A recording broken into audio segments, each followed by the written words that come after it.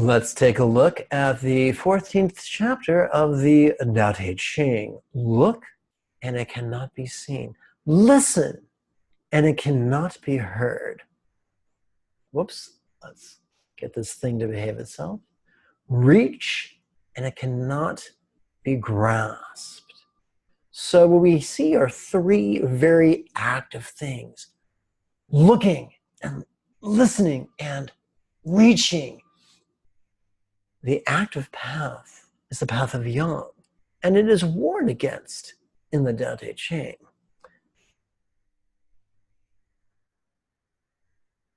The path of active perception does not lead to wisdom.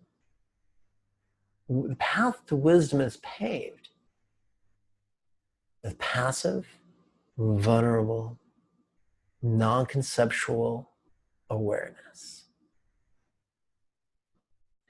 Above, it is not bright. Below, it is not dark. And now that seems like utter malarkey. So, either this is utter malarkey, or perhaps this is not a literal statement. Perhaps this could be a figurative statement. Perhaps this could be a reminder that although it's good to be aware of our preconceptions, we must not rely on our preconceptions. We must not be enslaved by our preconceptions. Seamless, unnameable, it returns to the realm of nothing. What? What returns to the realm of nothing? What is seamless? What is unnameable? The yin experience. Do you like movies? I like movies. I've seen a bunch of them. And in them, all movies are edited. No movies are filmed in a single take. Editing may be useful for the cinematic experience, but for the contemplative, we want the sloppiness, the messiness, the utter randomness of the present moment, for that is where the juiciness of life can be found. Form that includes all forms. Image without an image. Subtle beyond all conception. How ironic it is that our intellect and our imagination are best accessed accidentally.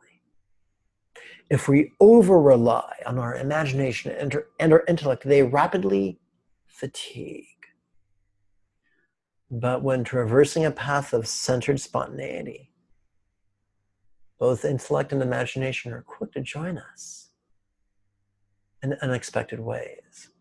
I once knew a woman who was deeply neurotic, deeply insecure, deeply self-centered, and her dog was exhausted because this poor woman was relying upon her dog for a sense to affirm her importance and her lovabilitiness. And the dog was like, oh my goodness, I think I'll just chew on my fleas and take a nap. This is appalling. When house guests would come over, if the house guests would ignore the dog, it would come trotting over seeking attention. How ironic it is that when we content ourselves with centered spontaneity, the creative and intellectual resources that are required come to us unsummoned, like an ignored puppy seeking attention. Approach it, and there is no beginning. Follow it, and there is no end. You cannot know it, but you can be it at ease in your own life.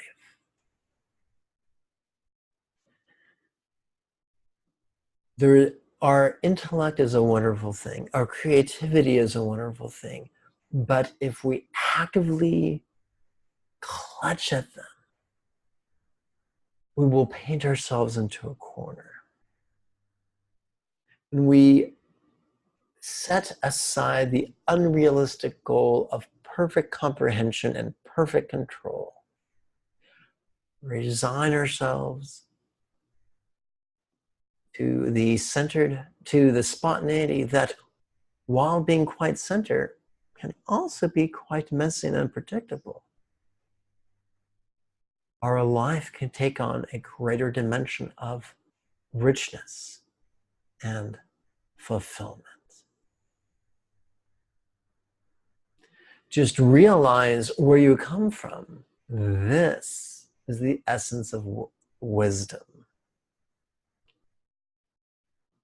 We come from a long succession of acquiescence.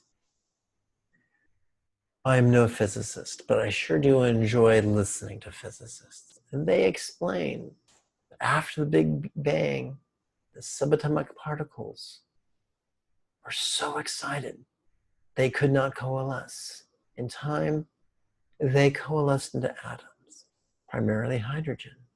In time, hydrogen coalesced into great gas balls. In time, those great gas balls, through the power of gravity, coalesced to the point of critical mass and became lit stars. In time, without effort, without sentience, just flowing with gravity, electromagnetism, the strong nuclear force and the weak nuclear force, these furnaces consumed all their hydrogen and created more and more complex elements. And in time, when they ran out of fusionable material, they exploded in supernovas and gave birth to second generation stars, including our own. Our solar system is the result of a long line of acquiescing. Our single cell ancestors share that heritage. And somewhere along the line, our ancestors and ourselves forgot the magic of centered spontaneity and chose instead to lose themselves in the thick, mangrove-like jungle of contrivance.